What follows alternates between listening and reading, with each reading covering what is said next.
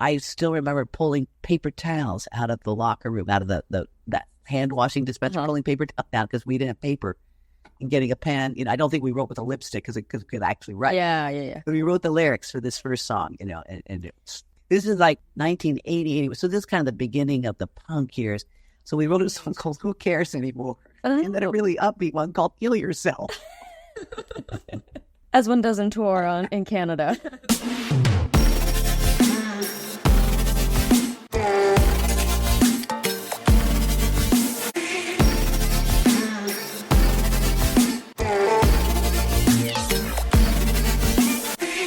Hello, welcome back to Culture Crack from the 40th fort we have ever been in. Yes, oh my gosh, this one really takes the cake.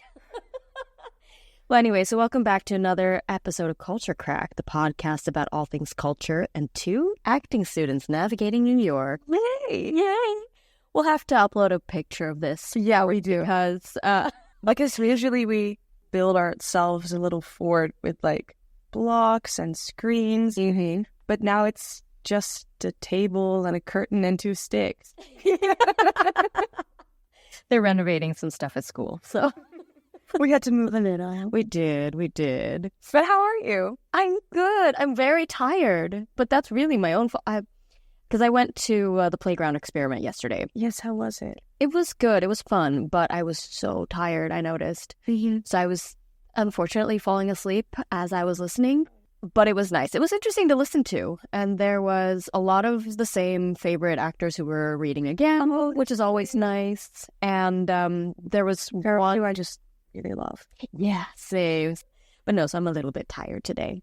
But otherwise, I'm good. And it feels crazy that it's 3 more weeks. It's 3 more weeks. I was texting my sister this morning because she's coming to visit right when we're done. Mm-hmm. She's getting here on Thursday. Right. So I'm going to bribe Nuri. Maybe she'll be able to watch it. Yeah, that would be so much fun. But I was texting her this morning and I was like, it's 16 more days till you're here. So that means that it's 17 more days, including 2 weekends. Yeah. So that's basically 13 days till the end of the term. Oh my gosh. What? 13 days. That is 13 minus today, 12 times 2, maybe 3. This is basic math, but basic math is too easy for you burros. That's like 36 hours of rehearsal max, and that's it. And we read our scenes yesterday. Yeah, it has taken 7 months. But we're finally in a scene together. I know. It's lush. Yes, it is. It's fun. I'm beaten up again. Yes, you are. Yeah. I love how that keeps happening to me. But yeah. Yeah, no, it's fun. It's going to be so exciting to work with you. I'm really excited. Yeah, me too. How are you doing? I'm also tired, but I don't have a good reason. I was just up till 2 a.m. Yeah, you were. I don't know. I don't know why. Well, I do know why. I got home kind of late because I took the train to Columbus Circle. Don't know why. Oh, no, I do know why. I got to Penn Station. The 2 was delayed. I was like, you know what? I'll take the 1. I get on the 1. I'm sitting there. Horrible back pain. Didn't know what to do. And I was like, I would actually rather walk than sit on this train. You think that's going to make it better? So I got off at Columbus Circle, went to Whole Foods, grabbed some dinner, went home. But I walked home from Columbus Circle, ate my dinner, and then I was just so dead today. Rotted in bed for a few hours. Yeah. And then suddenly at 11:30, I had like this burst of energy. Oh, okay. Which was the weirdest thing. I think the ibuprofen kicked in. Oh, yeah. Because I had taken some ibuprofen earlier. This stuff sounds like I take ibuprofen all the time. Mm-hmm. I had a good reason to. But I took some ibuprofen earlier, and then when it starts to towards the end of I don't know how long it helps, how long it works, 4 hours. Towards the end of the 4 hours, it was like, that sucks. And then you have to take some more, and then you also have to wait a little while, and then suddenly you're like, oh my God, my pain is relieved. So I had some more energy, and then I was up super, super late. Yes, you were. Yes, over here. She was also doing some podcast stuff. I was thinking about it. I was like, you know what? I can just add it to the little document. Yeah. Yeah. So I woke up to some notifications from like 1:30 in the morning. So I was thinking, and I'm like, I'm like, is it weird that we're doing this? Is this a good idea? Maybe this is my 2 a.m. spiral, but I don't know. And I was like, yes, it is. Yeah, no, so that was exciting. It was fine. But we also celebrated yours and Ava's birthday on Saturday. And that was a lot of fun. Oh my God, it was so much fun. Yeah. It was so much fun. I hate my birthday. I hate celebrating my birthday, and I don't hate hosting, but I got stressed because, I don't know. I don't even know why. I just don't like it. So the whole day I was like, I don't want to do this. I'm stressed. I don't know if I like this. Ava and I were even like whining on the phone to each other. We were like, this is why we don't like our birthday. What the fuck? We don't want to do this. But then eventually it was a lot of fun. It was so great. It was. We went out. We started at Ava's place, actually, by having some drinks and some cake. And then we went out first to this rooftop bar, which was cute. I mean, it was such a pretty view. Yes. Like, the crowd was kind of weird in a way. Like, they were not the people were not weird, but the age range was really strange. I noticed now that I was not looking at people at all. Because everybody kind of, I feel like the majority was between like 35 and 40. Oh. And then there were some younger people. Yeah. Including us. Yeah. But it was really weird. But the drinks were nice. Yeah. I had a nice cocktail. Yeah. And then downstairs, when we weren't on the terrace, there was actually a jacuzzi. I know. Inside. That was weird. Yeah, that was really interesting. There was a jacuzzi. There was like this big horse statue. Yeah. I don't know why I said statue so weird, but it's fine. Horse statue? Because I was, like, you guys went to the bathroom, and, like, a few of us just stayed behind in the club, and we were just looking, and, like, smoke everywhere. Then I see this pool. I'm like, oh, that's interesting. I wonder how many naked people are going to end up in this pool tonight. And then I look around, kind of trying to figure out where you guys are, where the bathrooms are, and I see this big white horse. I'm like, sure, okay. And then I realized as soon as we were upstairs on like the rooftop area that downstairs all like the bartenders and the DJs, they were all female. And upstairs they were all male. You're like, what does this mean? Is there a reason for this? Yeah. Oh, but then we decided that because the music wasn't really your guys' style. I mean, it was more techno, and that I liked it. I loved it, but you guys wanted to leave. So we decided to go somewhere else, but it wasn't super loud. No, it wasn't. No, because I can dance to any music as long as it's like in my ears. Like yeah. When you feel it, like wasn't loud enough. Wasn't loud enough. No, that's true. But we ended up at this place called Catch. Yeah, we get in, we're dancing. Apparently, there were two catches really close to each other. Yeah, there was a different restaurant Catch, which had the club restaurant called Tao. Yeah. We were going to get in there, but one of our friends wasn't allowed in. So we walked away, and then we went to this other Catch, which was the original one we were going to go to. We get in, and it's also kind of an interesting crowd. It was definitely a really strange crowd. It was so weird, but also the place was kind of weird. A little. The place was kind of weird, because it was clearly just a restaurant, and all the tables had been removed. Yeah. Because all like the booths on the side, they were still there. Yeah. And it was just a restaurant, and all the tables were removed. Yep. And it was a lot of fun, and I was like intoxicated enough to appreciate it. But if I was sober and that would have been the first place we got to, I was like, this is whack. Yeah. But we got there and we were kind of dancing. Then we went further in, and then this guy approaches one of our friends and is like, hey, would you guys like a table? And she's like, oh, I mean, sure. And then the rest of us were like, you know what, tables were usually very expensive, right? Yeah. She's like, oh, wait, sorry. How much is the table? And he was like, it's free. And will you guys get a free bottle of liquor? We're like, what? It's free? What do you mean it's free? I was so convinced that by the end of the night we would have to run. Yeah. I was convinced that we would have to run for our lives because they were gonna make us pay anyway. Yeah. But no. It was just free. It was just free. They just looked at us and we were seriously for a long, long time the only ones dancing. Everyone else was kind of standing in groups, but because I was also sober. And so none of you guys were. I was the only one who wasn't drinking. And so I was looking around And kind of because we were having a great time. We were dancing a lot and everything. Great time. And then, because we were around, there were a bunch of couches and tables, and there was a group watching us so much. That's so. And they really looked like they were enjoying watching us, though, because they were like, wow, look at them just having the time of their life. And one of them was pregnant, like very pregnant, and sitting on the couch. But then I even looked at the crowd that was standing around the DJ, and a lot of them were kind of just, that was a Dan DJ? Yeah. The second table we had, that was in front of the DJ. When they closed off the first section. Oh, I remember. Yes. Wow. Yes. Yeah. But so the crowd gathered there. They were kind of just standing and maybe swaying a little bit. Oh, we were going for it. But we were going for it. Like singing along, and I was singing to this one song and everything. It was a lot of fun. It's so great. And then we got to experience what it's like for when guys buy drink tables and all the girls swarm there. Oh, we had the men coming up to us like, hey, girls, blah, blah, blah, how you doing? Coming and trying to be, cute and funny. There was only one cute guy. There was only one. Out of all the men who approached us, there was only one. And I saw him like twice and then he was gone.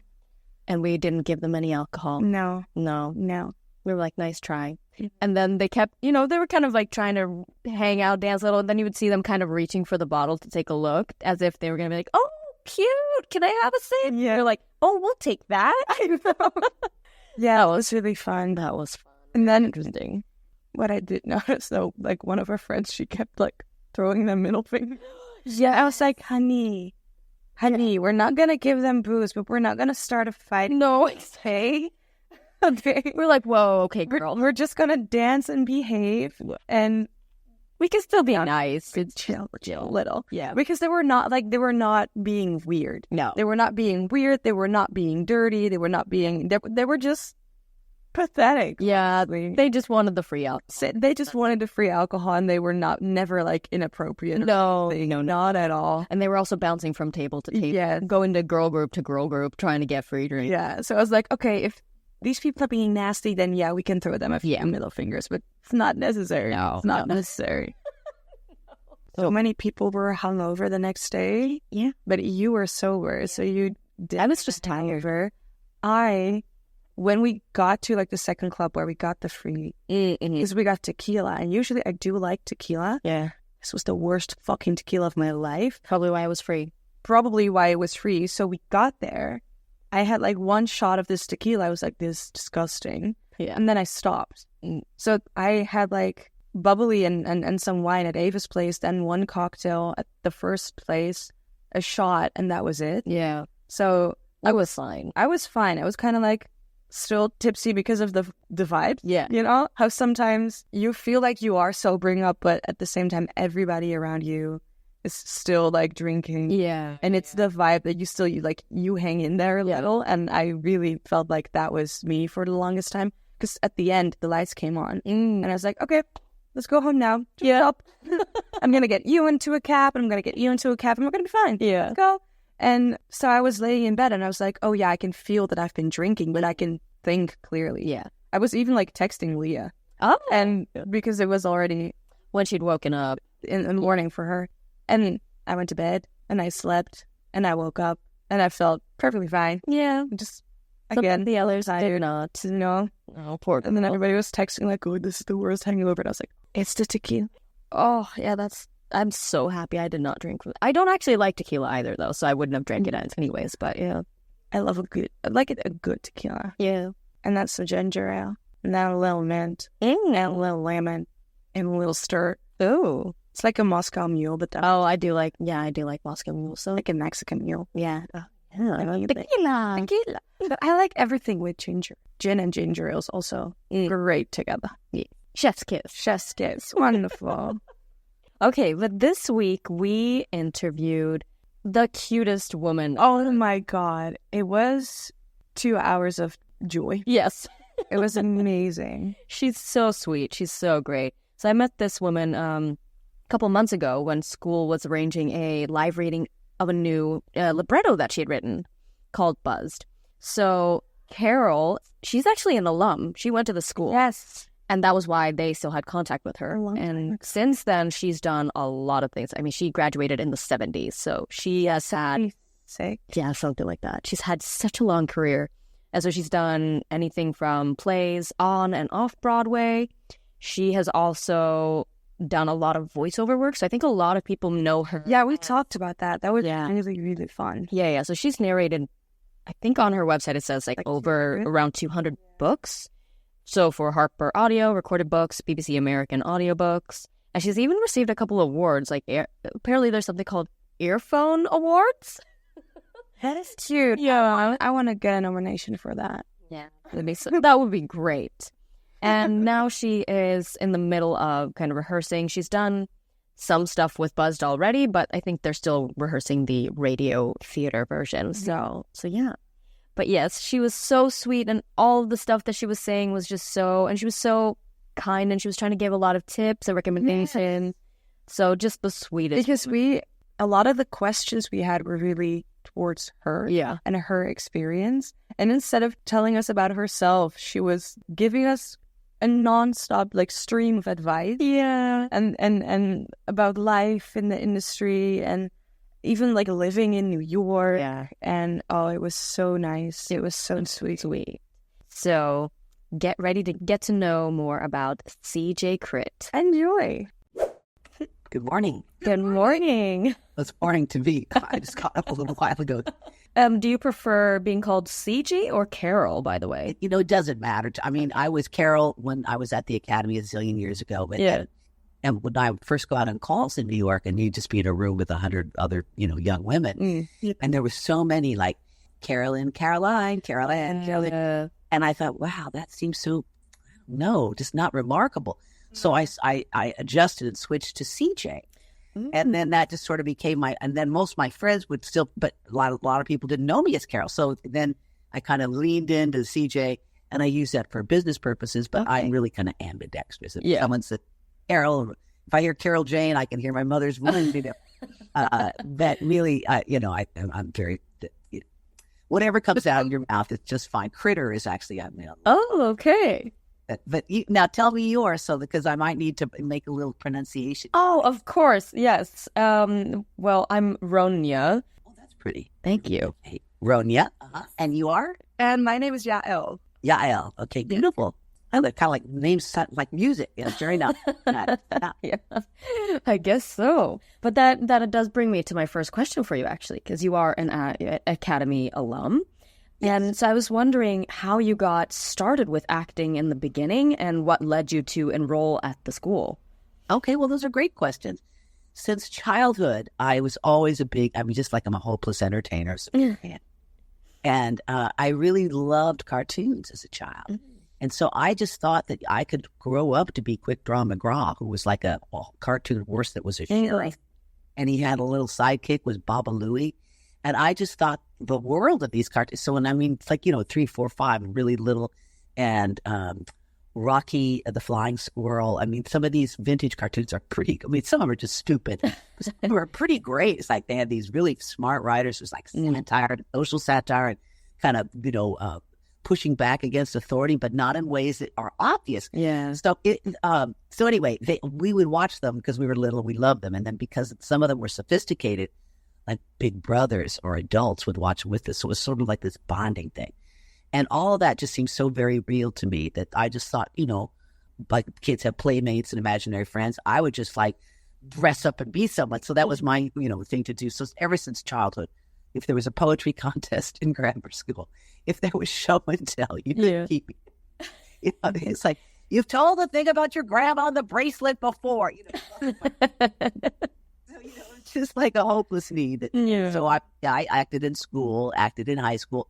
And I think because I'm from Oregon, there was that, the initial thing was, of course, there's show business in Southern California.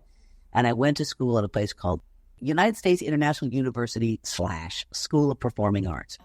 And they had an excellent kind of specialty school, like schools have a law school or a medical school, that sort of thing.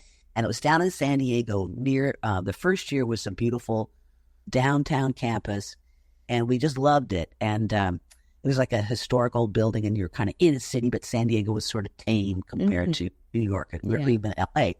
Yeah. So we were crushed when they sold that campus, or, administrative things happened beyond our control or our being.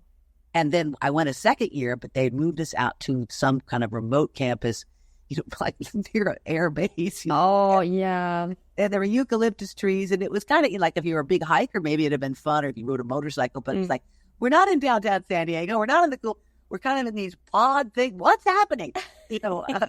So I went another year there, but I felt like, the school, it had changed a lot. And at that point, bigger horizons.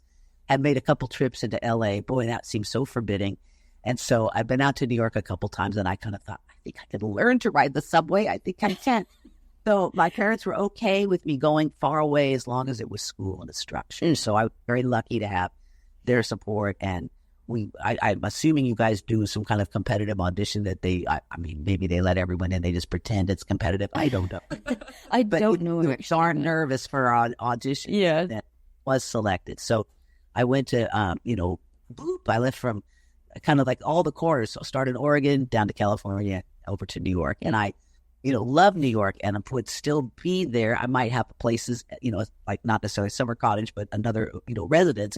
However, my Chelsea landlords got hip to the fact that I think this tenant has another place in Texas, and I think we could kick her out. So they really went and under the thumb screws, and I'm sure they had like private detectives in the building when, checking to see if your luggage tags and, where are you coming in from.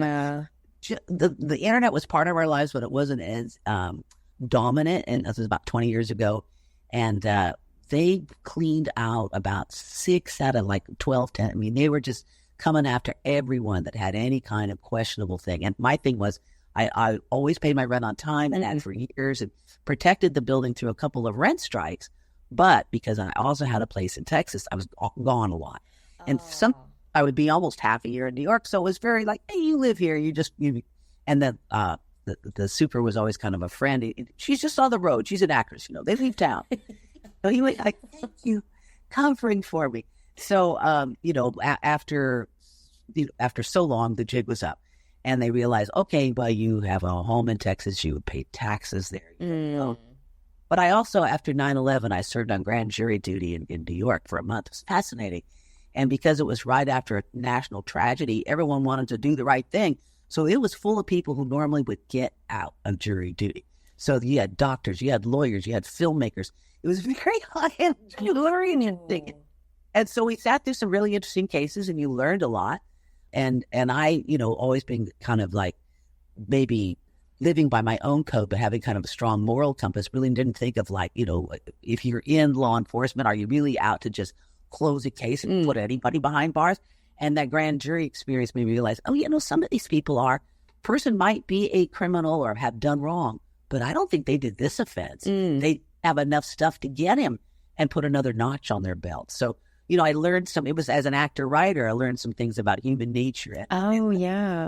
And the corruptness of closed systems that otherwise good people could sort of, let's do this for the team, or let's get our quota up of closed cases, and maybe this person didn't do it, and they're just kind of coming after them because they've done other stuff, or they were easy, or they're just, when they get on the stand, they're so charismatic and believable, they sold us a fib.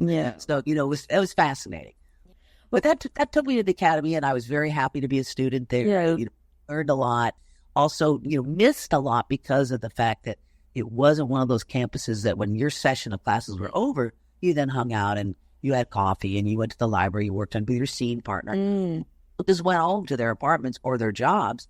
And so that campus, collegial feel was harder to come by. I'm sure some years people just all bonded and would big loft and do everything together no matter what. But that didn't happen so much when I was a student there in the way it had happened when we had dorms and lived together. Right.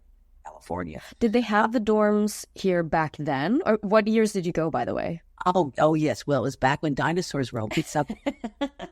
I graduated in 1976. Wow. Out of fourth year of college. So there were no dorms, and there was no, over the years, they might have had some kind of call boards, because I did find roommates on like call boards, and we would just put up notices ourselves. But I don't know they had like any campus housing, or say a housing coordinator who would work with local apartment buildings and houses, like, they've got several student-friendly rentals here, and we have a deal with them.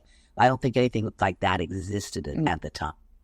After you graduated from AADA, Yes. what did you do then? Well, I initially thought, I very much was hoping to get my union cards. And so I would do, back then we just literally had like a little newspaper for actors called Backstage, and there might have been Showbiz Weekly. And so producers and theater companies would list the available auditions. And so you go through and just decide, well, I'm right for this. I'm right. Oh, they're really special and important. Well, I'll take them a picture. They're not going to hire me. So you would just have to decide like where your time was best spent. And the things you could do in person, go get on a list, get in line.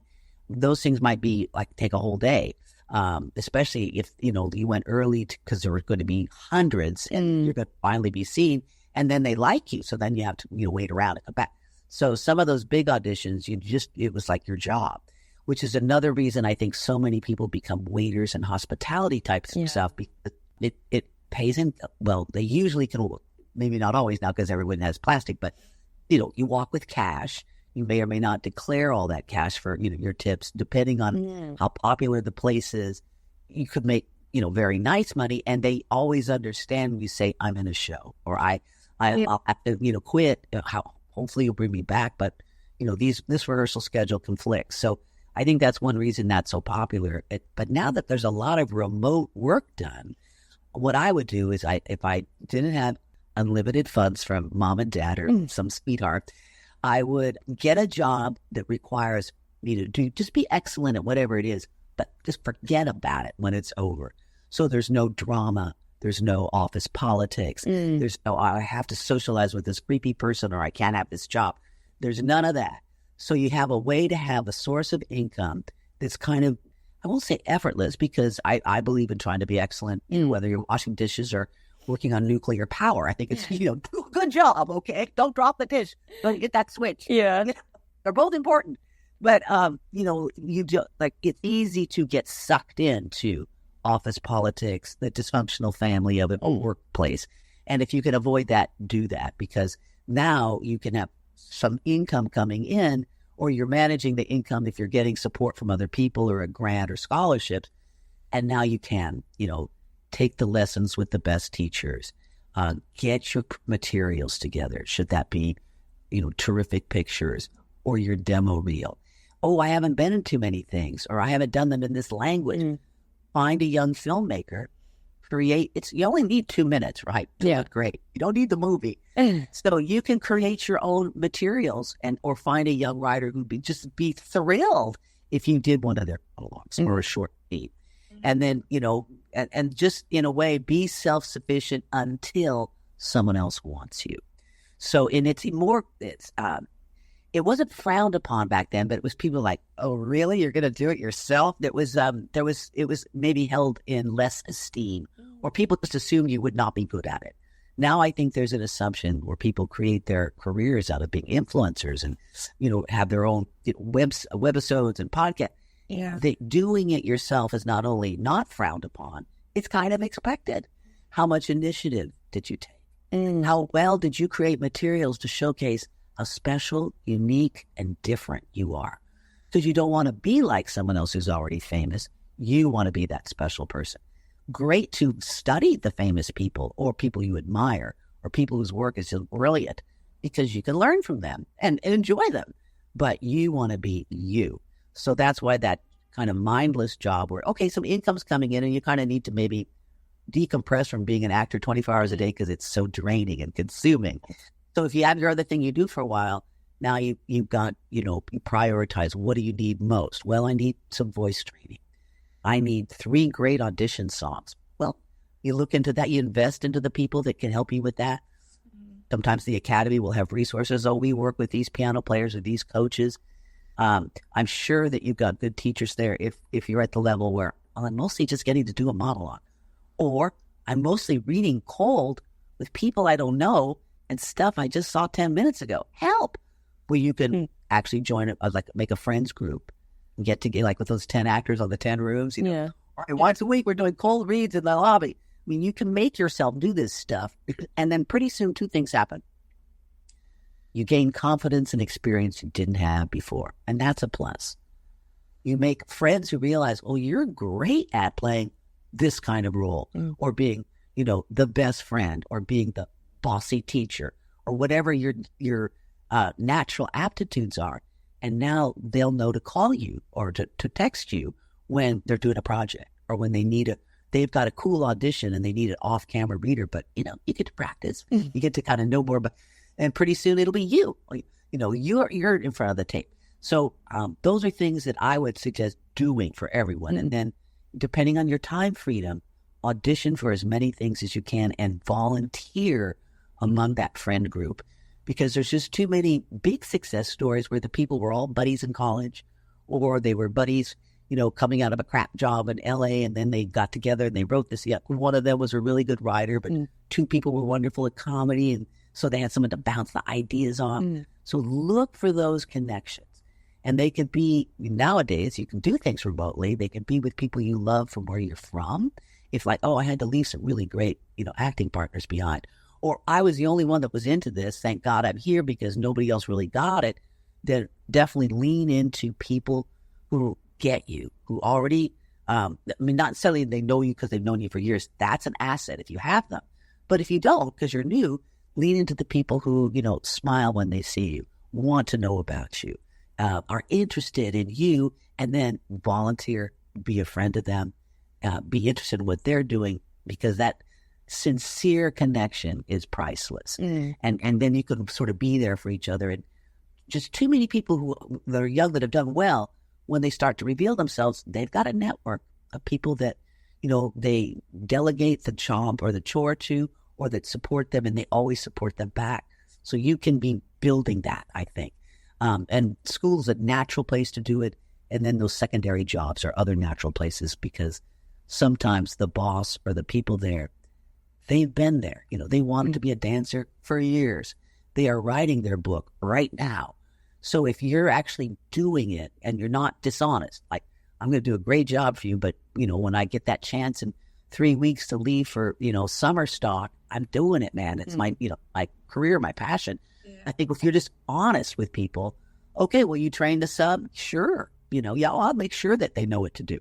So that way you build that long, if you can, build, sometimes it's like, they were awful. I'm so glad I'm leaving for an acting era. I had a couple of those, like, if I never come back here. But it was nice to not get canned. It was good to say, I'm leaving. I have a little job. I am an actress. Ta-ta. So that was really fun. But yeah, it's just good to have some and over time, that day job could be an acting job. When I started doing audiobooks, most of the people who did audiobooks also did theater. Some did radio commercials because it's in a microphone, you use your voice. Yeah. But the acting skills required to do audiobooks well meant that most people who were good at it also did theater. And then if they were very lucky, because New York was not as TV oriented then, maybe more now, they would also do little parts in film and television. And occasionally name actors would do an audiobook, but they didn't do it every day because it takes so long. Yeah. So if you think of it as sort of your day job that is flexible, because it's also prestigious for the audiobook company to say, oh, for the next 6 weeks, I'm in the blah, blah play it. I'll just be a Trinity rep. See ya. They don't mind because that's good for their marketing material. So you may get in time that kind of day job. And I would if you love voice work and also if people love your voice. Yeah. Put together your budget for a mini home studio. Doesn't have to be thousands and thousands of dollars like it used to be. It does not. I think for a few $100, you can get a decent microphone and, they can give you a broadcast compatible sound. Yeah. Is it the top of the line? No, but you don't have to spend that much money. And then you can get because I'm not very good with technology. I have experts and I call on them. But you have like a little mixing box, like $100. And I got a new one, so that's like a competitive now price. And you need a monitor. Some people would use their regular computer. I would advise, if you think, I'm going to do this professionally or semi-professionally, it's nice to have a separate device. So it's not it doesn't get freeze. And you're not counting on it for the rest of your computer and internet needs. So I just have a studio behind me.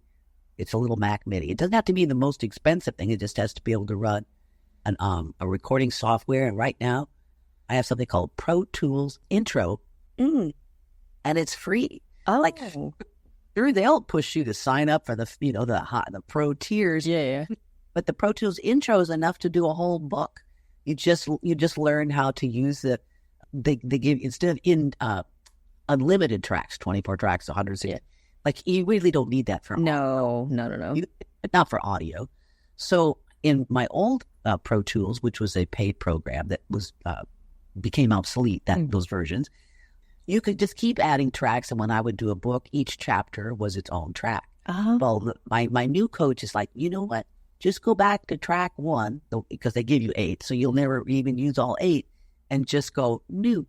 And when it's new, it keeps the same sort of digital place for you, but gives you a whole new one to work on. It's like, I can't wrap my head around that. But like, okay, so I just keep going back to number, but I haven't lost the old one. But okay. So, like, it's always like there's 2. Just show me the one way this could be done, because if there's 3 ways, I'm just lost. Yeah.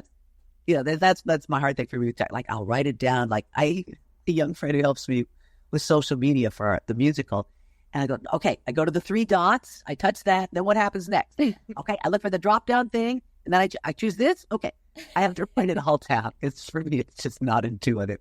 I'll overthink it. The next thing I know, I'm in Oklahoma on some like secure, like, what happened? I don't know how to get here. So yeah, it's like a little bit nuts. So for years, I did do audiobooks in the city, but even when I was doing them all the time in New York, that's when I had a little house here in Dallas. But I would come for a month or 6 weeks at a time and work on the books. And then in 2004, as the area that I was in was gentrified, meaning like old dumps were being turned around into art studios and nice places, getting retrofitted with modern appliances. They became far more aggressive about people who just paid their rent and lived quietly. It's like, well, do you live here exclusively? Do you have any other roommates? Can we get you for this? And I went through 2 lawyers and thousands of dollars, but I did get to stay, I fought as long as I could. And then finally the lawyer said, well, because there are rules, there's rent stabilization. You probably have heard of rent control. That's like, no one could get rent control. You might stay with someone who has rent control, but you can't just walk in. Rent stabilization was like the sort of the cousin of rent control. And so the units the rent could be raised, but only so much. And so it was a very favorable and desirable kind of rental to get. Because you just, these places that are $3,500 for a closet, that wouldn't happen if you had a rent stabilized apartment. It still might be money, but it would be more like, $1,500, something you possibly could afford. So the thing is, it comes with various rules, and you have to be in the city 180 days a year. And you can have roommates, but anything that looks like a sublet, like you left town and you're making money off your place, they come after you. Oh, yeah. And and where you might live with your vacation cottage or another place, or like you're a teacher, so you have like an apartment where you're teaching or something very legitimate, you still have to like follow various rules. So I've got a couple older friends with nice apartments, and they live like half a year in Florida. But they've got the calendar out, they're back. They vote in New York. They a landline. Yeah. Because when I was in Texas, but still have my New York apartment, my New York roommate would always post the check in a post box, like on our block. But we had a pretty good system there. Yeah. I would write 2 or 3 checks. I always make them space them several numbers apart in the check. So for years, they really didn't question it. But because also we paid our rent on time, and it's a dumpy little place. It was like, oh my gosh, are the hoarder people coming by to shoot a segment here? There was like, it had a pole-chain toilet and a bathtub, and no shower, no, very. It was called a cold water flat because you didn't have to go. You would boil your water on the stove, walk across the kitchen, pour it into the bathtub, and that was how you took a bath because it was cold. There was no hot water in the tap. Oh, yeah. You had cold water, and then heat it up if you wanted hot water to bathe or to do dishes. So it had history. I it has character. That's for sure. It did. So you've been a writer for Disney Radio. Yes, that was very fun. I think they lasted maybe 25 years. I was with them almost 16 years, and then they'd shut down our local station here and put lots of people out of work, and they moved the reduced version of the operation back to Burbank, which is, just north of L.A., California, where we always called that Big Disney because that was the home of their main corporate building and all. And that was very disappointing because in a way we were like, they have sort of a base in Orlando with the Disney World there and then Disney California. We were kind of in the middle. We were the heartland. So I enjoyed it a lot because they tapped me for some voiceover stuff, especially character work. But when I was there, I wrote a thing called Grandma Nature. And so the little kids would call in, and then some intern would type up their request, like, why is grass green? Why is sky blue? What color is earwax? I mean, like great stuff. And we would research them and put them into little short vignettes that were just like a minute long. And it was always like, and this kind of like, that's the word from Grandma Nature. Peace out, be groovy. So she was like, she would tell these like the truthful factoid vitamin in a playful way for little kids. Okay. Then during an election year, I wrote something called We the Peeps, and it was election jargon demystified. Like, what is a caucus? And so, is that a corn snack? No, it's not. We would explain those things, and that was fun because we had real kids doing the voiceovers, but we would like write that for them. And when we were tasked to come up with something for little bitty kids, I wrote something called House of Friends. And it was all the little good manners things that, mothers are dying for their children to learn. Please, please and thank you. Inside voices, being gentle with little, pets. Pets are not toys. So sharing your toys, all that kind of thing. Like learning how to pass something and not grab it. What's a napkin for? So we would have these cute, like, little tea party setups, and then would always be like a little visit to the House of Friends. And you'd have to do these things so fast because, we would want to write 3 minutes, 5 minutes, and they'd be like, a minute. You have 60 seconds. Yeah, to try to nail it all in that. And then my favorite thing was a feature called, because actually let me create this. Normally, you just did what you were assigned to do. We were like a gun for hire, just worker bees. But we would always have these brainstorming sessions and writers' meetings and try to come up with great ideas, and then they would be shot down or changed. But this one they actually flew with, and it was called Theater of the Bizarre. And they were like these little minute segments with like Dr. Bizarre. And then had a sidekick called Critter. And Critter was like gender neutral at a time when that was not such a common thing. And you boy, oh my girl. And Critter was like this fur, just like hair all over. And so then they would answer things about odd, a haunted movie theater, crop circles, Bigfoot, the Loch Ness. Oh, all the conspiracy theories. I'm interested in that anyway, so that was really fun. And each little visit to Theater of the Bizarre would be uncovering some factoids about that stuff. So yes, it was a lot of fun because it was very creative. Most of the time I was there, I got to do what they call network writing, which were these more sort of creative. The word then was edutainment. You learned something that was factual, but it was playful and fun. Like they had a very cute feature, which I didn't write. Someone else wrote because it established before I was there. It was called Gross Me Out. Gross? That is disgusting. Oh. Her queenly character, and then there'd be about, science things that were just like, like, ew. Yeah. So always like something that really was gross. And so, kids like it. So we would have these playful features, and for a few seasons, they had it was like Radio Disney Mystery Theater, and we would write up to like a 7 or 10 minute segment of different voices, and then it would always end on a cliffhanger, an adventure, you're in an old castle, or your car breaks down and how you get back. And the kids would call in what should happen next, the next chapter. And you'd listen to like 100 of these messages, and then the first was like, oh, that's a great idea. Yeah. All right. So Sammy from Chicago said this. And you write the Oh, that's so fun. And they took a long time for the editors and the people that mixed all the sound, because they had to do all the voices, they would do sound effects, and they would get very into it. So, we definitely enjoyed doing those. But over time, they realized, oh, the parents love that.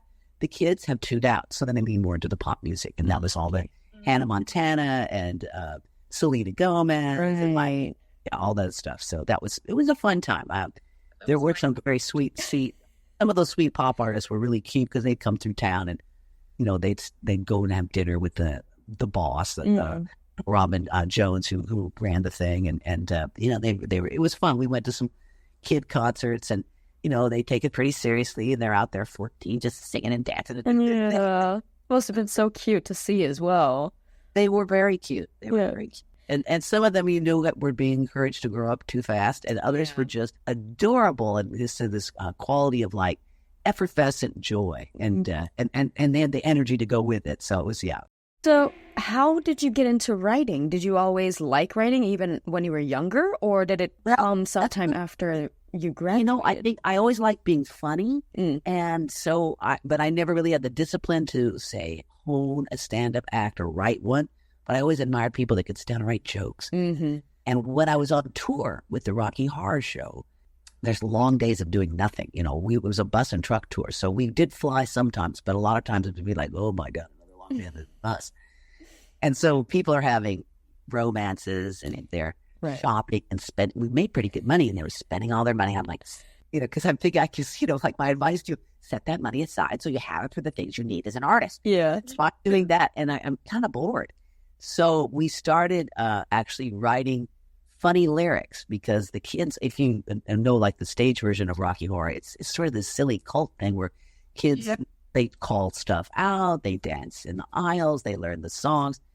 Well, if you're the movie, it's a movie. They don't care, because the movie, they did it a long time ago.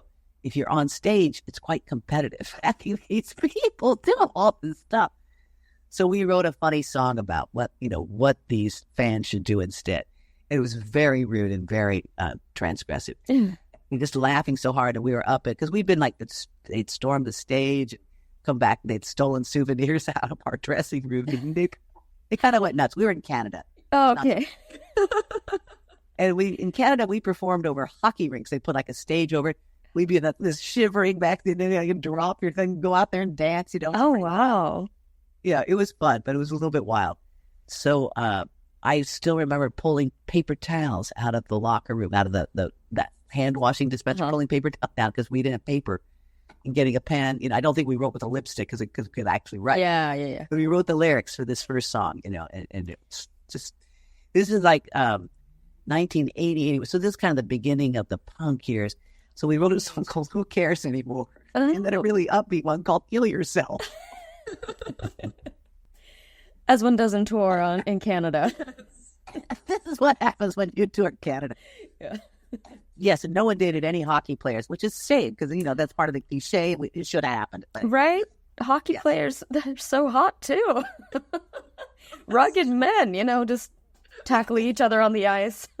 Just give them a stick and watch them go. Exactly. And no, you're right. They're very, because like in some sports, they're wearing form-revealing clothing. Not so much in hockey. It's kind of, just sort of bulky and pet. Yeah. That doesn't matter. That doesn't matter. They're just like, oh, not at all. No. Do you remember what your first acting job was after school? Yes. Because my first acting job was doing Dames at Sea at the San Clemente Playhouse in California when I was still a student out there. But I was also still in school. So after I graduated, I think about a week later, I was so thrilled to get a job at all. So after graduation, and it's a non-union job, and I'm going to fly to Columbus, Ohio, to work in the Columbus. I think there was a hyphenate, like Columbus, Toledo had another name, like barn dinner theater. Oh. So when we get out there, we are really in like a barn. I mean, it is like the middle of nowhere. And so the actors are, bunked down below. We actually lived underground, and then like everyone had their own room. You're underground, and there was like maybe a common lobby dorm kind of, middle type thing. Then when it was showtime, you put your costume on, and you got on this level, and the thing, so you actually be hoisted up into ground level, to daylight, and then that was the place where upstairs basically people had a lovely dinner, and after they carve the roast beef and everyone gets their food, they take the roast beef tables and they push it aside and they bring up the stage and the actors do their show. So we were doing trashy comedy. It was called Ladies' Night in a Turkish Bath. Apparently it's a real staple of like dinner theater and summer theaters. We're talking 50 years ago. A lot, or 45. And I was Miss LaBouche, which meant I wore a lot of towels with big safety pins. And so, I mean, I always had clothes on, but it was just like, because we're in a Turkish bath. Yeah. So I'm running around, like being stupid. So, I mean, there's really, when you're actually fairly smart, playing the dumb blonde is so much fun. Oh, yes. So much fun. So it was fun and silly. And one guy in it, who was much older, I think for him, we were just out of school and just thrilled to be working. And he was probably 29 to my 22. So he was kind of slumming. He was really bigger than this job and he had done more things, but he had the lead and he was working. So he was out there. And while we were doing this, really fluff piece of silliness for dinner theater, we drove. One day we were able to requisition the company car, drive, like 100 miles and audition for a very prestigious summer theater, which was all union, the Kenley Players. And Michael and I both auditioned. He played piano pretty well for me. And then I could play with one hand. The lady is a tramp. Oh. But he got the job. So, we played for each other. It was very funny. And then we drove back and did the show that night. And the guy that we sang for, his name was John Kenley. And he spent like half the year as a man up in Ohio doing the dip. And then I guess during the winter when the summer theater was over, he was like John, he was like Janetta. And he was like a registered she at a time. I mean, it wasn't surgically done. It was just like a whole anomaly. And he embraced that. And he lived half the year in Florida as his female persona and then half the year in Ohio as John. So at the time, this was a little bit like quite exotic for us. Yeah. From Oregon. And I remember Michael was just like, oh my God, and I'm going to work for this man. I'm like, yes, you are. You're going to be happy to take. He like had 3 seasons of summer work out there and loved it. Yeah. So it's just like, it was kind of our introduction to this is, well, we can either live underground in a cave and do dinner theater, or you can work for a rather exotic, unique individual and do a better grade of theater. So anyway, that was my very first job, was the ladies' night in a Turkish bath. Wow. I knew that I had to do something in the city or try to get an equity card. So those were very hard to come by when you're young. Yeah. And so, you go to as many open calls as you could. And I was also, if it was an equity showcase, even if I was like Phantom 7 or the Ghost on the Left, I would do it. So if I could be in things on stage in New York, then I could meet other people who were working. And often that was your best chance to get a better thing. So, because it's usually, that old adage of show business is not what you know, it's who you know. Well, that is true. And then someone made it real clear to me, it's who knows you. So if you don't do anything, nobody knows you. Nobody gets to know you. Yeah. So you have to, whether you're shy or you don't want to, you gotta get out there and do stuff. And even if it's like being the volunteer on the team who does like humble things so that people know you and know you're reliable and know that you have a good sense of humor and you're part of a good team member. And then they'll be more interested. What else can you do? Oh, gosh, you've got a lovely speaking voice. Oh, I want to hear you sing. You'd be great as, and then they start projecting onto you things that, they think are a good match for you. But if you haven't been in the room with them, helped out, or gone, like if it's a new writer, you go and you listen to the readings, you make intelligent comments, you try to say something nice. And then pretty soon they're thinking, oh, maybe, I think I've got a part read. And nowadays when every other person gets sick, everybody needs an understudy. Yeah, everybody. Volunteer to be the understudy. I didn't get the part I wanted. Damn. Maybe they would like an understudy. Maybe they haven't thought that far. But, young theater companies and new writers, they may not think that. I just had a full stage reading, 16 songs, 8 players, and I paid 2 understudies. I mean, I'd pay them a lot, but I paid 2 understudies to be part of it because I just realized I can't take a chance, put all this energy in. And, with COVID and other things resurging, it's pretty bad. I mean, I've heard of whole casts where like every other person is sick. Now, they're not hospital sick, but they're too sick to, function and sing out and, be part of things. So as a geezer, I get every shot. Just bring it on, baby. Let's go. Yeah. Blue, I'll take it. RSVP. Yeah, let's go. Yeah. So, because that stuff's not fun. So I've been very lucky to be mostly healthy, but knowing that, I'm not saying that I want you to take advantage of that, but knowing that is the state of the world. When you see anything go up where you're like, oh, I'd really like to be at that. Oh, I didn't get the part I wanted. Just go offer to be an understudy. You never know. And even if they say, oh, we don't need you. well, here's my card. Well, here, here's that QR code. This takes you right to my website. Yeah. Whatever is a cool way to do it. But make sure that they could call on you for stuff like that because they wouldn't have thought about it. So you might have to volunteer and announce yourself as available. And you can always, back out gracefully. Well, if you've got something cool, but I just wanted you to know because, my friend, God, their show had to be postponed. So sometimes when they have to think about, oh, I hadn't thought about that. And if you're versatile and you both strike me as having some versatility, it wouldn't necessarily be that you could only cover one role. You might be able to cover all the female parts just to be on the safe side. Yeah. So those things too can keep you sort of like going to the gym. Well, we all know we need to go and do our push-ups and we don't necessarily want to. But if you're going to rehearsal, then you are forced to work out, be with the other people, do the warm-ups, read the script at night, prepare. And it kind of gives me kind of like the fountain of youth. When I have something like that really is engaging, your troubles are left to the side, your aches and pains kind of melt away because you're being creative or you're part of a team or you're engaging with your audience. So all those things, I think, make life just a lot better.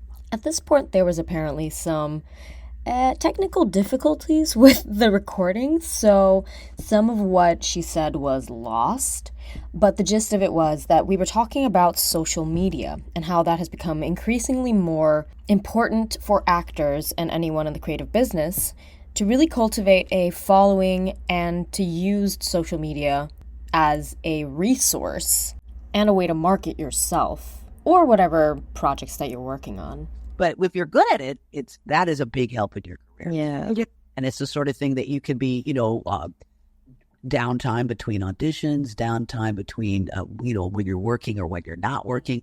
And even if you just discipline yourself and not to I have a friend that spends way too much time just going on YouTube and looking at Randy Rainbow videos and, old great clips from Broadway from the 50s and 60s. And okay, that's fun, but not all day. Yeah. It's easy to get sucked down there, but I also have friends who just go a half an hour a day. I reply and and blah, blah, blah, people's posts. And if I've got anything that I can say, because some people tell you everything, every meal, every ache and every pain.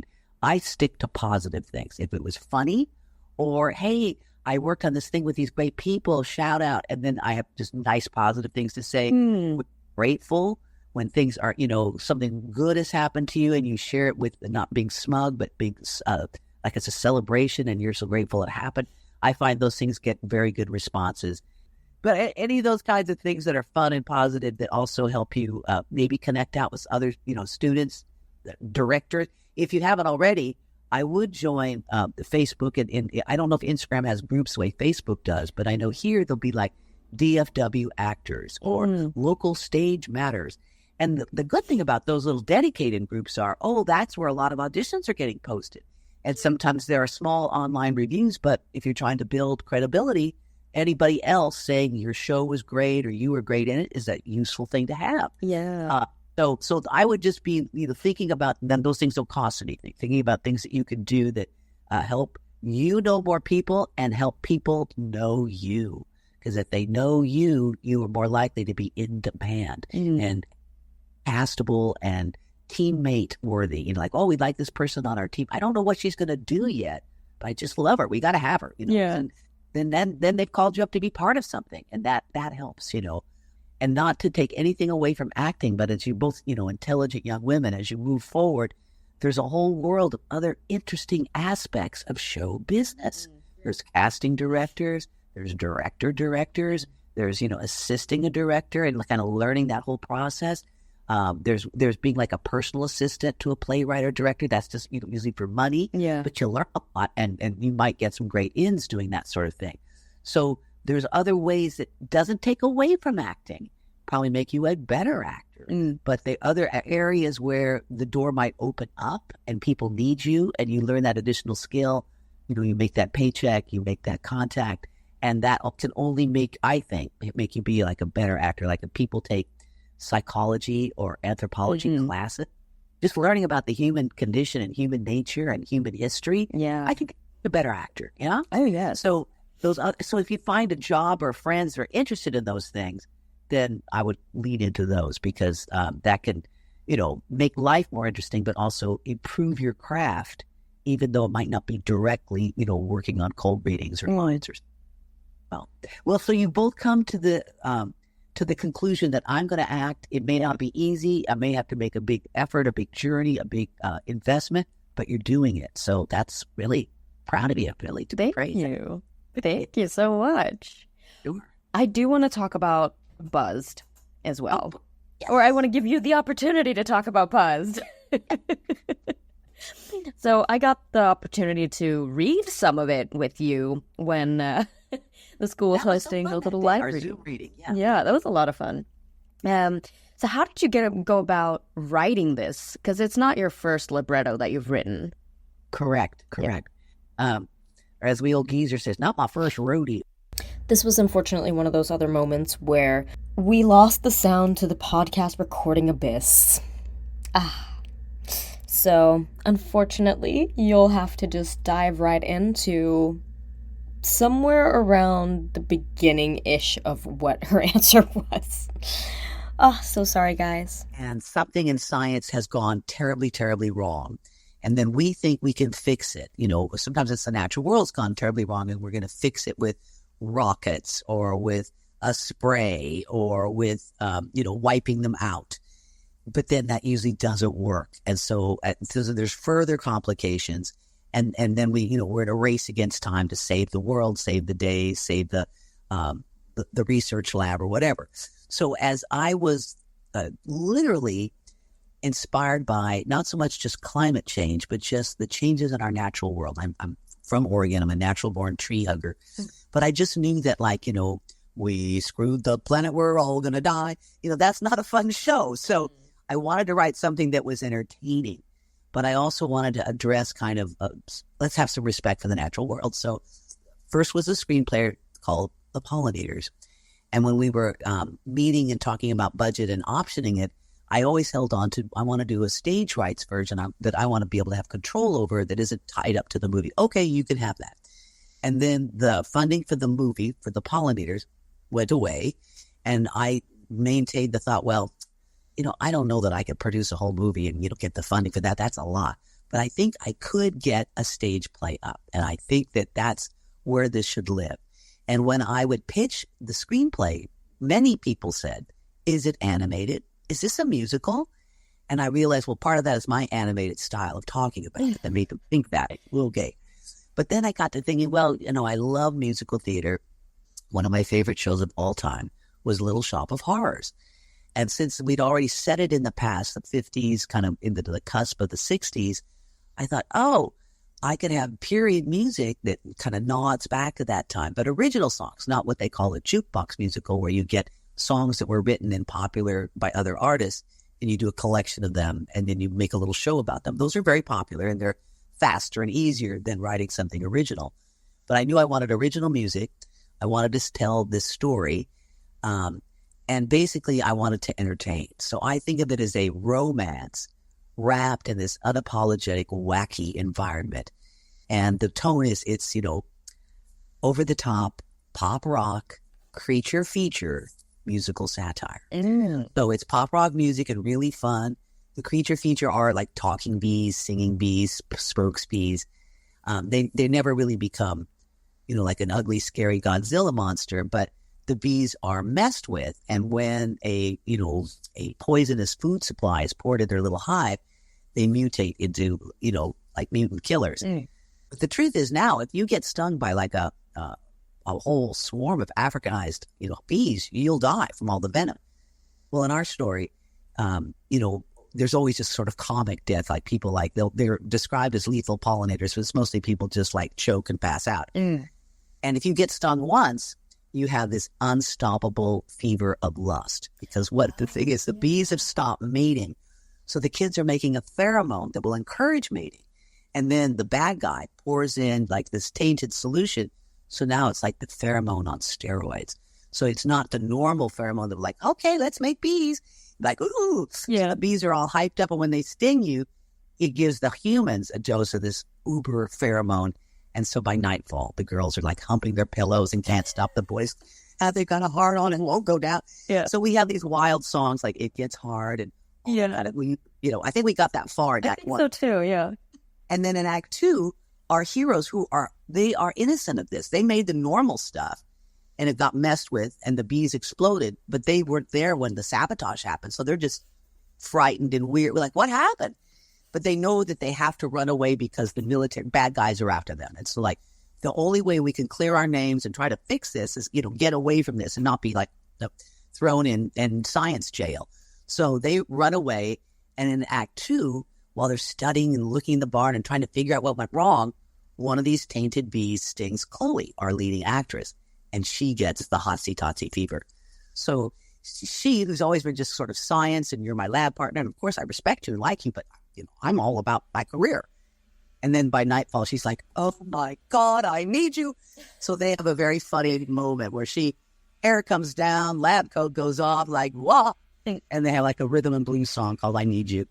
But the thing is, when we did this at our stage reading, we had a very shy, demure African-American actress. When she flipped her hair off and started saying, she was like, wow, it's like Tina Turner up here.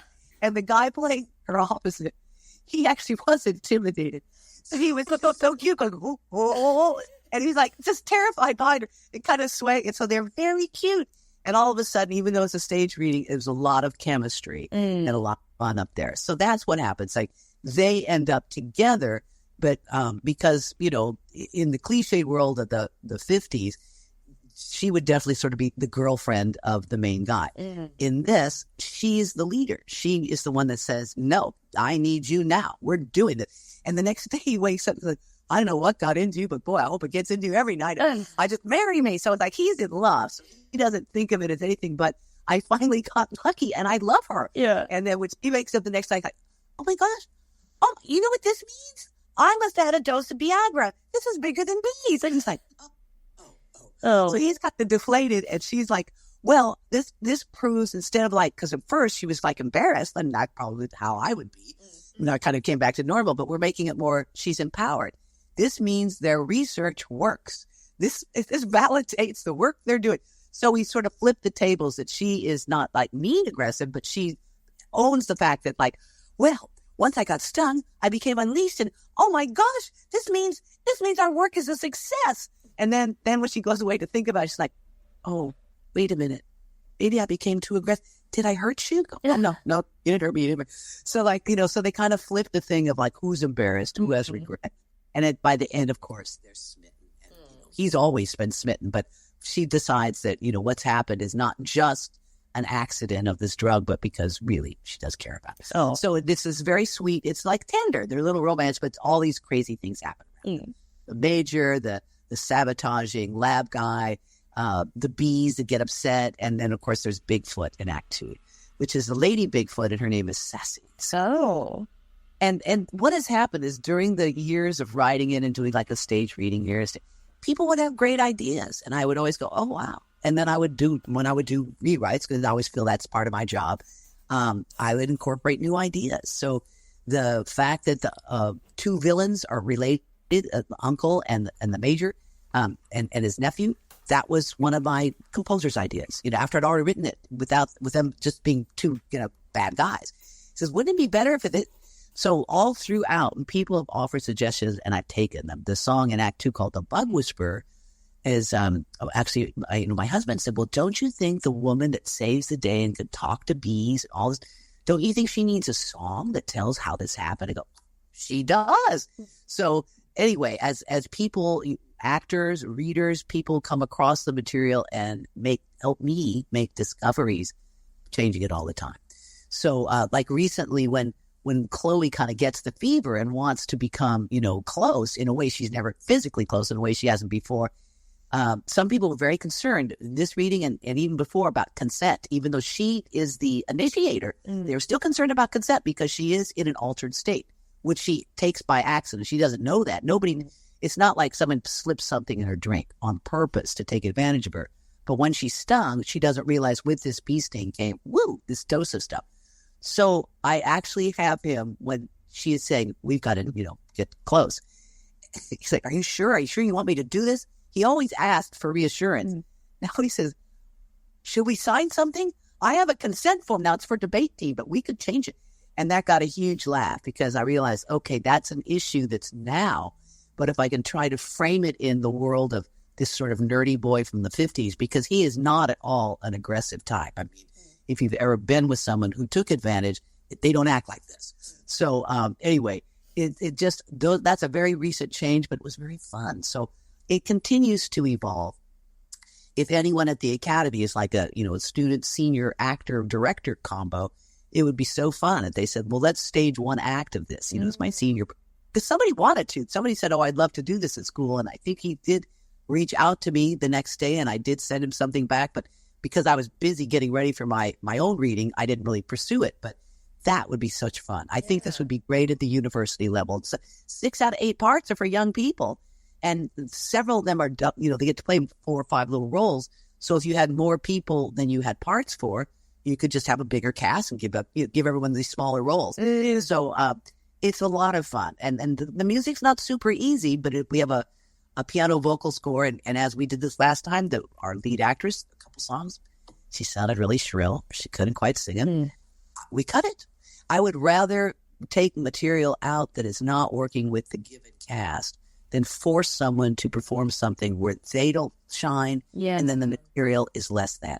And so that's part about being an adult, young adult. Well, I have to hear the whole show. Now I'm kind of like, well, I've heard it. And, that's not going to work. And we don't have enough time to get into it. Sometimes more rehearsal, you'll fix it. But then you have to be realistic. There's not enough time to fix this. So let it go. And it's no longer painful. Now it's about problem solving. Yeah. Because the show shouldn't suffer, and I don't want my actors to suffer. I want them to want to come and do it and enjoy it. So mostly they really did. They had a really great time, and several people, because later on I would watch the video and I think, I didn't even tell him to do that. God, that's funny. So they felt empowered to be playful and just kind of go for it. And so most of the time I was really, really happy with their discoveries. Oh, and that must be so wonderful to get to see young actors also make discoveries about something that you've written yourself. Yes. And we did a radio version about 2 weeks ago, and I had to recast several parts because people already had jobs at other shows, and so some of my best people were busy. But then, a young actress came in who just had recently graduated from UTA, a gorgeous, like Ariel from Little Mermaid, just a gorgeous singing voice. Wow. So many good choices as an actor. She did so well. I think she and I had one rehearsal, and then we had like a read through with everybody, and then we did it. And other than missing a couple pickups on songs, which is hard to do with so little rehearsal, she made almost no mistakes. And her choices as an actor for someone 22, I was thrilled for her. And she's also kind of tiny, and so she looks even younger. She would she'd easily pass for 17 or 18. She's 22. Mm-hmm. So I was just so pleased. Also, terrific professional attitude. She was cast as an understudy. She was the only person that actually auditioned, because everyone else, we knew their work, or they were recommended. We invited them. She did an online audition. It was dynamite. And I kept saying, your audition was just really great. Kind of like, if I'd met you 3 weeks before, dang. But, we obviously already had someone who was working hard on it. But she had so much to offer that when we had a chance to do it again for the radio show, we just thought, she came to every rehearsal. She sat quietly but learned the music. She was on time. She had to play kazoo because we did bees. It was very silly. She took it seriously. She took her notes, do like the breath. So whatever it was, she would just do it like a good sport and then sang backup. So I thought, she's earned the part. And then she was thrilled. Like, we've asked you to play, it was the lead, ask you to play the role of Chloe and learn she was thrilled. And I said, well, we wanted you to have something nice to put on your resume too, because now you could say, you understudy and you played whatever one you want to give the acknowledgement to. And sure enough, she's already working in an equity show, probably as a around here, they'll run a few equity contracts and allow them to cast the rest non-equity. But it's still a step up, because it's a working professional theater. And she's in a classic play, Tartuffe. So I'm just thrilled for her. And I think of her as a musical theater actress, but she's obviously, from the acting she did for me, way more skillful than that. So yes, to answer your question, young professionals who are excellent, it's thrilling, because that there are no limits for them. And she also has nice personality, but lots of confidence. So, and for a reason, not like smug or braggy, but just for a reason she has confidence. And it's refreshing. It's really nice to see that. Though, too. I think it's so necessary because we talked about this, that I think you need to have a bit of confidence to be able to walk into a room and say, well, I deserve this role. You're so right. So many others deserve to be cast in this role. Yeah. This part is mine. I hope you'll come to that conclusion too. Exactly. Yeah, I used to, before I started doing commercials and doing network spots. Back then we all watched television constantly. So we're watching, and commercials were a big. There wasn't a lot of TV where you could like skip forward and get away from the commercials. They're on all the time. But I remember thinking, someone's holding up the product or the soap, and I'm like, I could do that. God, I could be that mom or that. But I needed that attitude. I needed that, like, I deserve to be there, like let me, God, give me the bat, hit the ball, let's go. Like I'm ready to step up. Yeah. Because without that confidence, I couldn't have imagined myself getting those bookings where you work one day, you make 20 grand. And this is 40, 30 years ago. I mean, now you could make a lot more, but even then you could work a day and maybe make a few hundred or 1,000, but you could make a lot of money. Yeah. And so sometimes that's so intimidating. Like you'll do really well at the audition and then you come to the callback like, oh God, it's important now. And so learning like from the get-go, I deserve to be here. Of course you call me back. Well, this is great. Oh, I see these other strong. Hey, good to see you too. How are you? Oh, how's your dog? Well, mine's fine. Okay. I'm going to focus now. Yeah. And then go in and just get it, because I always found that by being really nice to my competitors, but not distracted by it, but by actually really warm, because then I didn't have that competitive, edgy, defensive quality, which for me, never helps. And then it would be like, I wish you well, because there's room for all of us to succeed. However, this part today is mine. But then, well, I still wish you well. Yeah. And you were great in that thing I saw you in. Yeah, that was great. Oh, wonderful. Okay. Well, I'm going to, and then sometimes I go to the ladies' room and warm up. But yeah, I mean, whatever works for you, I hope the Academy is teaching those techniques of like mental self-preservation. And because the mental game is such a big part of it, Yeah. And there are things you can do to help protect yourself and help prepare yourself. So I hope that that's part of the coaching and conditioning that they're sharing with you. I think probably second year, yes. Yeah. First year is more about learning getting the tools and getting the baseline, and then you start to layer on all the other. Are you doing exclusively plays, or do you do any musical work there as well? They have added a musical track, actually. So they've started with that. I'm doing only the play part. Yeah, Elle, you're also doing the play part, but I don't know, maybe at some point you would want to do a musical as well. I would love to. I would love to. Yeah. Especially because I have a background in musical theater and I sing. And even though we have, our track is the acting for theater, film, and television. Mm-hmm. So we're not in the musical theater track, but we still have dance for the actor and singing for the actor. So we've been going at it. So it's for me, at least, definitely something I want to keep doing and keep exploring. Well, you have to me, a great face for musical comedy. I mean, you got little dimples and a lovely smile, and yes, and that you would sing and dance just like, oh yes, I totally believe that. And you look like you're ready to play a Netflix lead in the next couple of years. You have that sort of intelligent, that investigator. Like she's not a lightweight. She's not a pushover, but you have that kind of, like you got your clipboard out here, and you definitely look like the. Somebody's sidekick at Netflix, investigator, research scientist, blood spatter analyst, I could definitely in your lab. We would watch a lot of Dexter, in the lab coat, being taken seriously, but having a warm side. So yes. And it could be because of the large glass in your hair back. I mean, you're probably yes. Boom, when you bring the hair down. I have very curly hair. Well, I love them. The looks, because a lot of times, very, very attractive people, then they put on glasses and like you look completely different. Yeah. So just as your glasses came off, a whole different look. Yeah. Yeah. Okay, so we do have 3 questions we always ask. Yes. Finish these sentences. The dorkiest thing about me is... I talk baby talk to the dogs. Oh. That's sweet. I spend most of my money on. Well, most of my discretionary money probably goes on producing my projects. Mm. You know, say more than travel or wardrobe or Yeah. you're really not getting my hair done. So. You look great. And Well, it's early days, girl. Later in the day, I may flop and pop, but right now, I'm just lucky to get up. And the last one is my culture crack is, which is basically what do you indulge in the most? Is it music? Is it going to concerts? Is it watching Netflix? Is it going to see performances? What's your culture crack?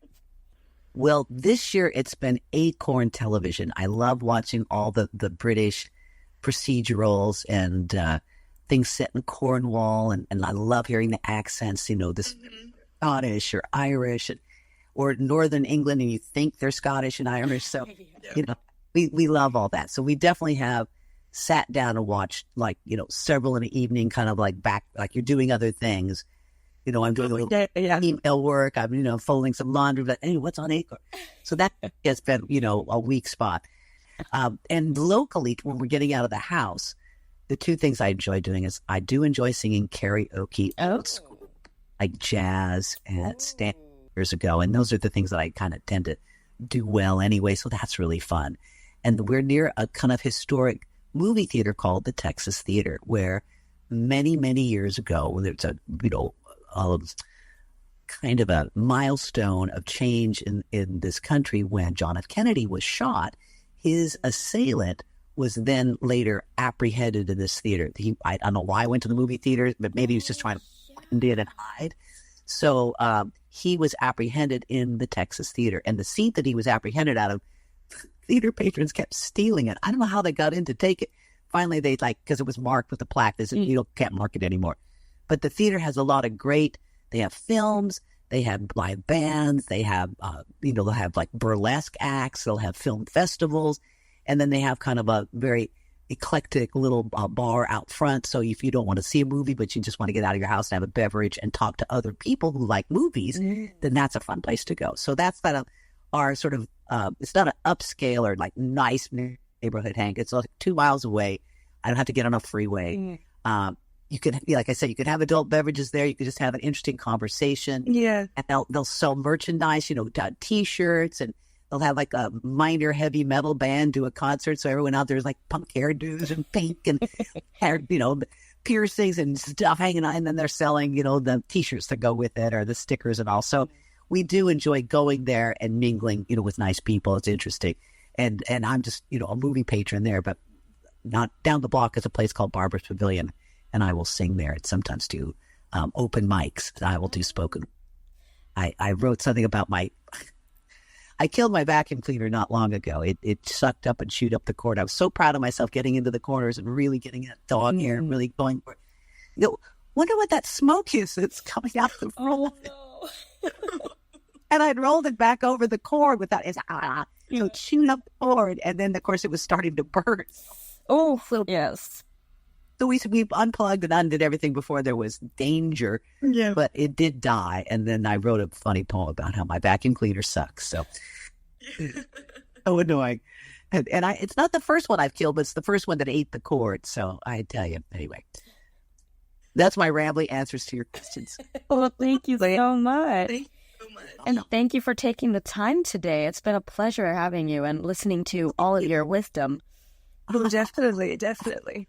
And, you know, we just keep the circle of networking and positive affirmations about our career and our creativity going forward, because joy, you can't put a price tag on it. So this has been really fun.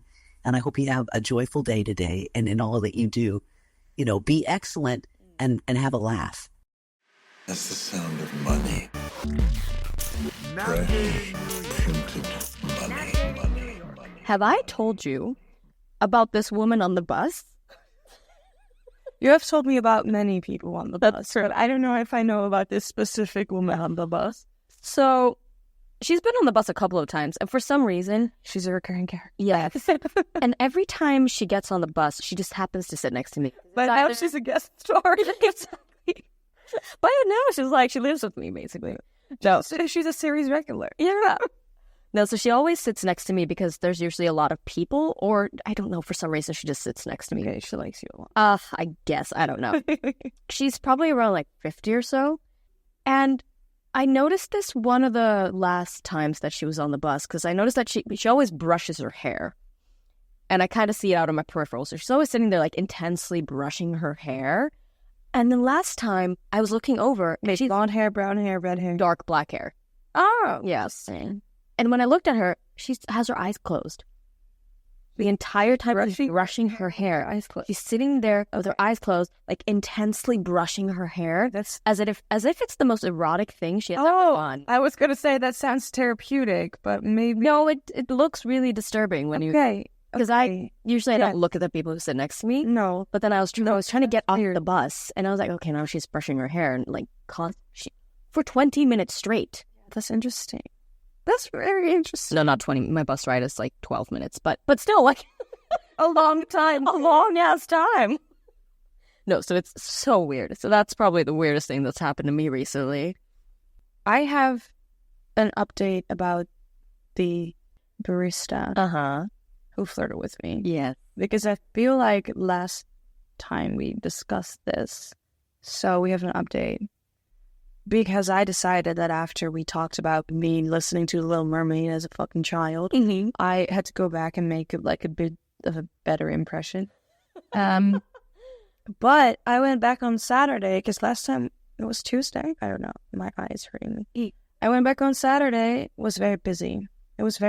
So I looked all cute. I was like, hey. But he didn't have time to flirt with me. So it was very disappointing.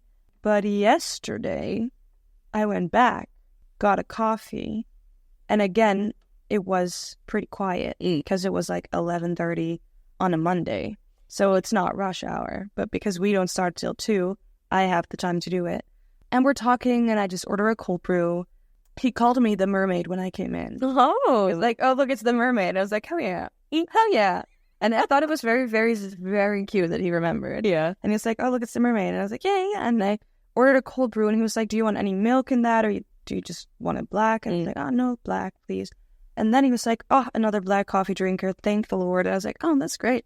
And so we talked about that for a little, and he just mentioned, like, why would you drink your coffee with milk or with sugar? And you're like, well, it's not about coffee anymore. And I was like, well, I'm from Europe. I've been complaining about you guys' coffee ever since I got here. I'm so sorry.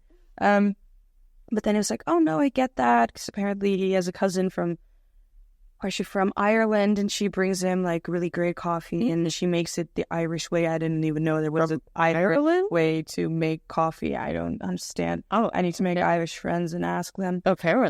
But we had this whole conversation about coffee, and I was like, actually, because you're like a barista, it's really cute. Yeah.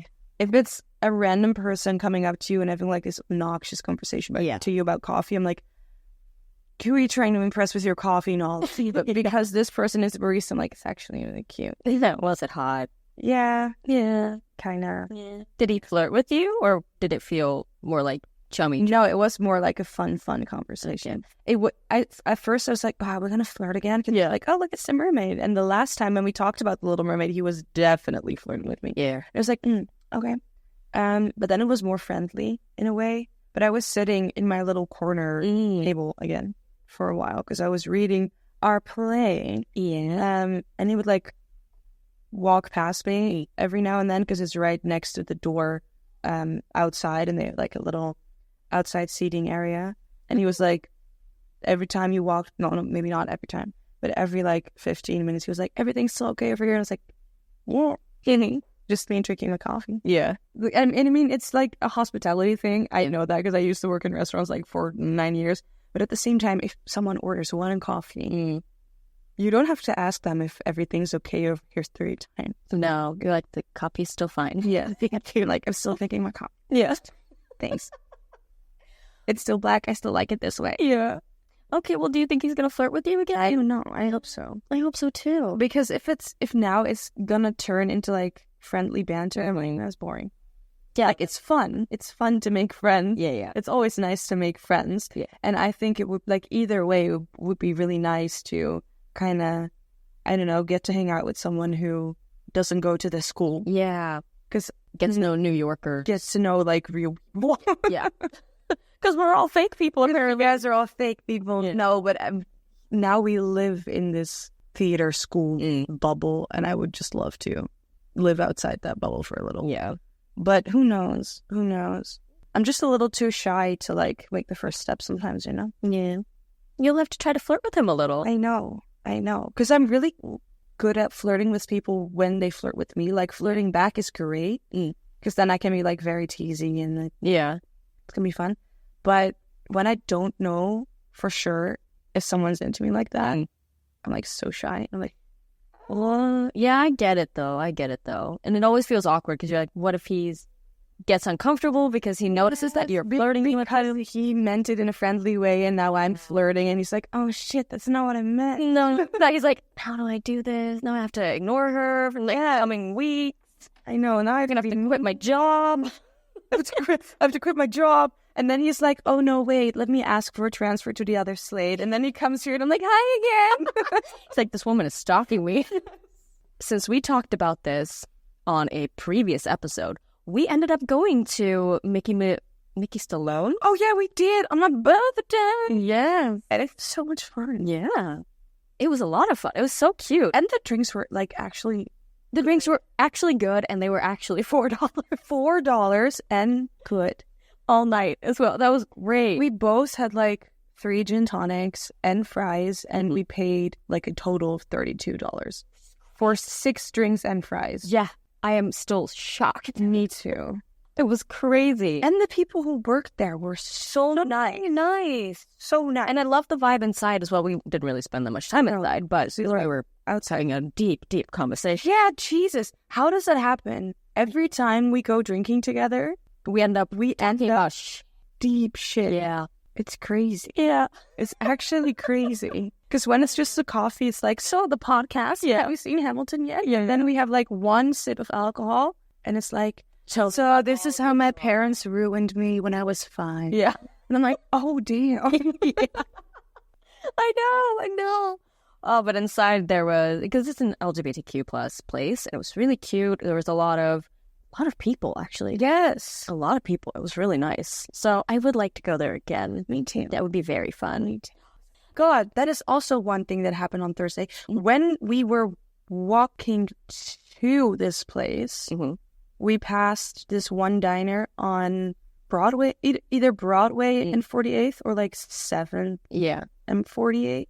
And we just walked past it, and I'm looking at it, and I recognize the diner. And then I remembered that in 2018, when I was here with my dad, I had breakfast like 2 or 3 times at that diner, and it was so great. It was actually like so nice, and I didn't even know the name. Yeah, I just knew that it had a big sign that said diner. Yeah, and a green like backdrop. That's all I remembered. But you can't really Google green diner. No.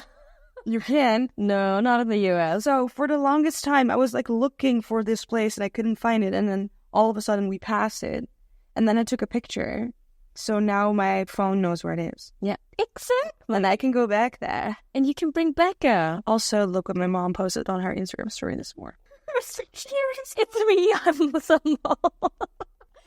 Oh, that's cute. So literally my mother who quotes, some moms have amazing daughters. It's me. I'm some moms.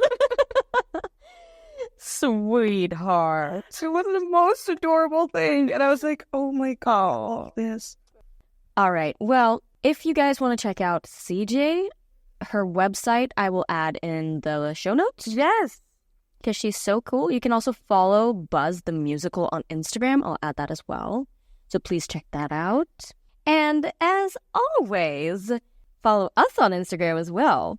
Because, obviously. We will get better at posting, we promise. Yes. We just need it. I don't know why we don't. I think it's, I, like, whenever I post something, I'm, like, stressed. Yeah. I'm like, this needs to be professional. But then I'm like, why does it need to be professional? It's our fucking podcast. We can post whatever we want. Oh, yeah. If we go, like, grab coffee somewhere, we can post a picture of the coffee. Yeah. If we see a fucking rat in the street, we could take a picture and post it. It's our fucking Instagram. We should do that more often. We should do like crazy New York things. Whenever we see something weird, we take a picture and we post it. Oh, I will start doing that. Me too. Because I apparently am the one who sees all these crazy things all the time. Especially you. I saw a person walking around with a python around their arm just on the street. Yeah, that's the scariest fucking thing. Then I saw a man with like 4 pigeons on his arm. And he was like holding out his arm so he just could actually like comfortably sit on it, and he was just walking. How did he get them to stay on his arm? How did he... I don't Wow. Pigeon man. I know. I saw a woman with like a dog in her arm. It's like, oh, that's so cute. Yeah. And then I see this man holding out his arm, and I'm like, another dog? No, 4 pigeons. How the fuck does that even happen? I'm like, I don't know. in surprise. And I had just come back from my run, so I was still like sweaty and red in the face. Yeah. So I was just walking there, and I think, Another day in the life of New York. I know, crazy. Oh, and don't forget to subscribe on Patreon. It's $1. It's only going to be $1. And it's a great way to support your galleys. Yes. Okay. See you next time. Bye. Bye.